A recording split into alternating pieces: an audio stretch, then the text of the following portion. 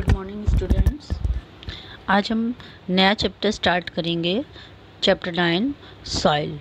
Soil एक natural resource है और ये बहुत इम्पॉर्टेंट है हमारी लाइफ के लिए और प्लांट्स की लाइफ के लिए। प्लांट्स बिना सॉइल के ग्रो नहीं कर पाते हैं। रूट्स जो होती हैं सॉइल के पार्टिकल्स रूट्स को होल्ड करके रखते हैं और सॉइल प्लांट को वाटर के साथ साथ न्यूट्रिएंट्स प्रोवाइड करती है जिससे उनकी ग्रोथ होती है।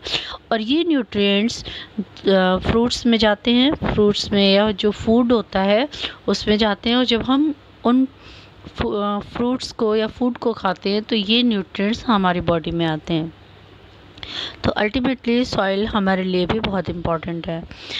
दूसरा, सॉइल की जो पार्टिकल्स हैं रूट को होल्ड करके रखते हैं जिससे प्लांट जो है वो उसको मजबूती मिलती है और वो आराम से बड़ा हो सकता है, गिरता नहीं है।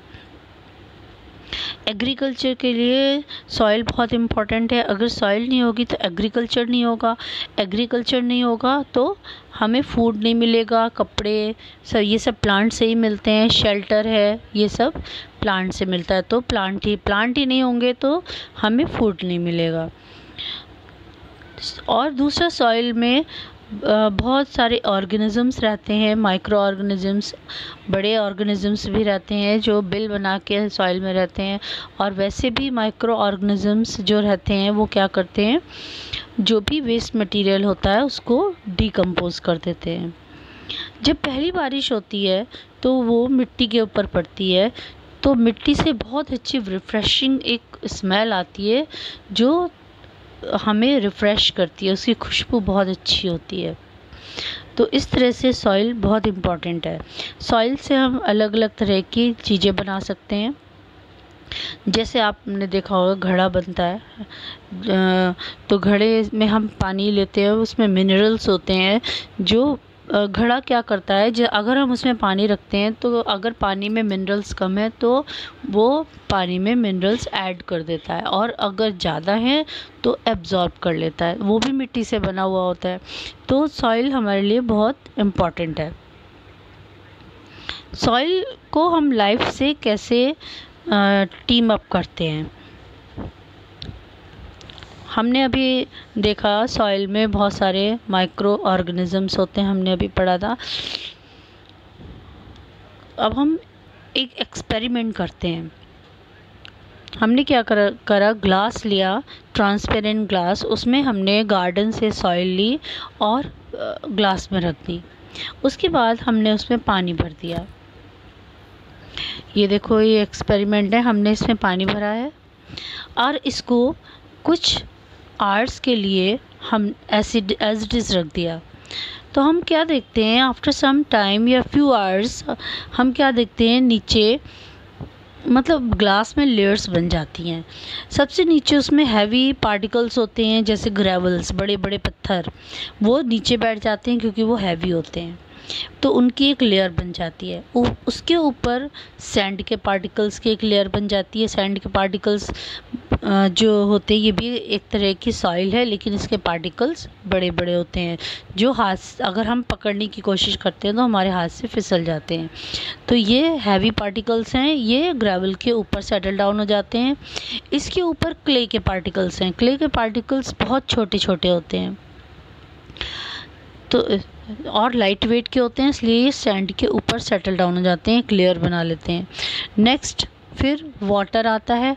वाटर सबसे ऊपर रहता है और उसमें कुछ चीज़ें फ्लोट करती हैं। वो क्या चीज़ है, वो है ह्यूमस। ह्यूमस मतलब dead material of the plants and animals, जिससे खाद बनती है और ये डेड मटेरियल जो है डिकम्पोज होके प्लांट में दोबारा से चले जाते हैं और ये खाद का काम करते हैं।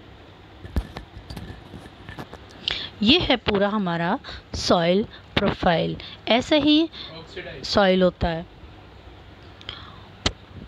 दूसरा हम पढ़ेंगे कि सॉइल में पॉलीथीन बैग्स को नहीं डालना चाहिए।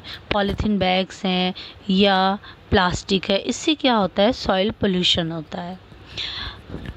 सॉइल के जो पार्टिकल्स होते हैं वो थोड़ी थोड़ी दूर दूर होते हैं, जिससे जो एयर है वो आराम से सॉइल के अंदर जाती है और जितने भी ऑर्गेनिज्म सॉइल में रहते हैं उनको ऑक्सीजन मिलती रहती है, तो जिससे वो सरवाइव करते हैं। अगर पॉलीथीन या प्लास्टिक सॉइल में हम डाल देंगे तो क्या होता है, वो ऑक्सीजन की सप्लाई को रोक देते हैं, जिससे माइक्रो ऑर्गेनिज्म डिस्ट्रॉय हो जाते हैं, मर जाते हैं और सॉइल का स्ट्रक्चर जो है वो ख़राब हो जाता है। इसलिए सॉइल को हमें पोल्यूट नहीं करना चाहिए, उसमें केमिकल्स हमें नहीं डालने चाहिए। केमिकल्स हैं, पेस्टिसाइड्स हैं, वेस्ट प्रोडक्ट्स हैं। अगर हमें केमिकल्स डालने भी हैं तो हमें उसको पहले ट्रीट कर लेना चाहिए। ट्रीट कैसे करते हैं हमने पहले पढ़ा था क्या एसिड वाले चैप्टर में, कि अगर कोई केमिकल एसिडिक है तो उसमें बेस मिला के उसको न्यूट्रलाइज़ कर सकते हैं, अगर बेसिक है तो एसिड मिला के न्यूट्रलाइज़ कर सकते हैं और हम तब कहीं भी उसकी सप्लाई कर सकते हैं। तो हमने पढ़ा सॉइल को हमें पोल्यूट नहीं करना चाहिए, अदरवाइज़ जितने भी माइक्रो ऑर्गेनिजम्स हैं वो मर जाते हैं और फिर हमारे अर्थ पे अगर माइक्रो ऑर्गेनिजम्स नहीं होंगे तो इतना गार्बेज होगा कि हम रह नहीं सकते, हमारे रहने के लिए जगह नहीं बचती। इसलिए माइक्रो ऑर्गेनिज्म का होना बहुत ज़रूरी है। और अगर क्या होता है, ह्यूमस होता है सबसे ज़्यादा, मैंने बताया था ह्यूमस सबसे ज़्यादा होता है, इसीलिए प्लांट की ग्रोथ इसी हॉरिजन में होती है।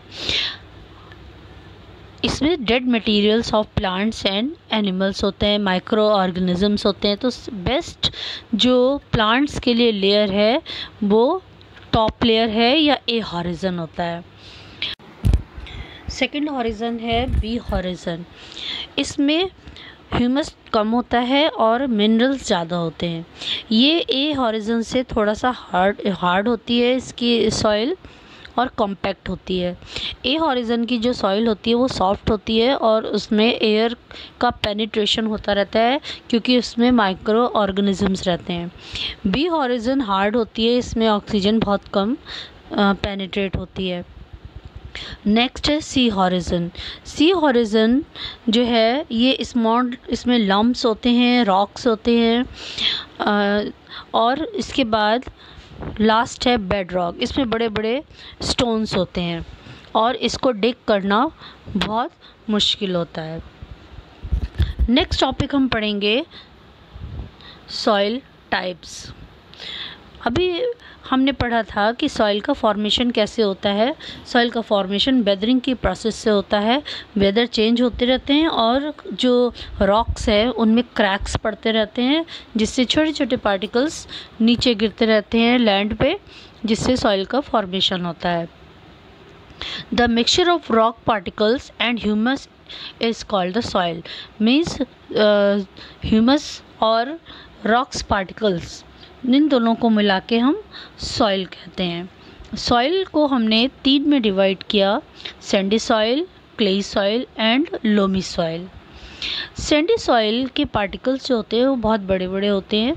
अगर हम उसको पकड़ने की कोशिश करते हैं तो वो हमारे हाथ से स्लिप हो जाते हैं। ऐसा क्यों होता है? क्योंकि ये पार्टिकल्स बड़े होते हैं और इनके बीच में, पार्टिकल्स के बीच में जो अट्रैक्शन है वो बहुत कम होता है। इनके जो पार्टिकल्स होते हैं उनके बीच में एयर होती है जिससे इनमें अट्रैक्शन कम होता है और ये एक दूसरे से अटैच नहीं हो पाते।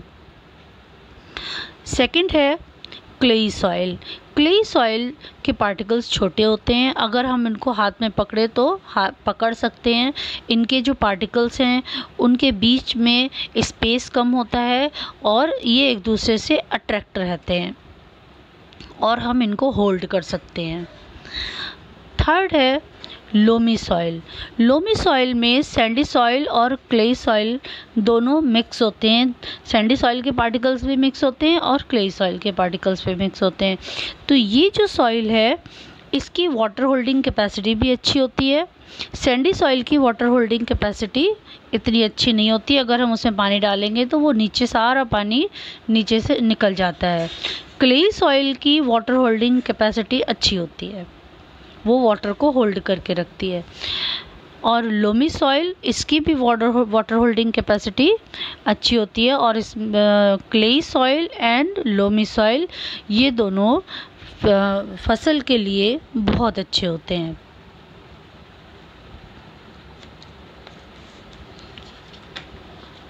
नेक्स्ट एक्टिविटी हम पढ़ेंगे, ये सॉइल की एक्टिविटी है। हम किसी भी सॉइल, अगर हम इन तीनों सॉइल में से सैंडी सॉइल को अगर हम उसमें पानी मिला के अगर हम उसको लम्स बनाना चाहें तो हम नहीं बना सकते।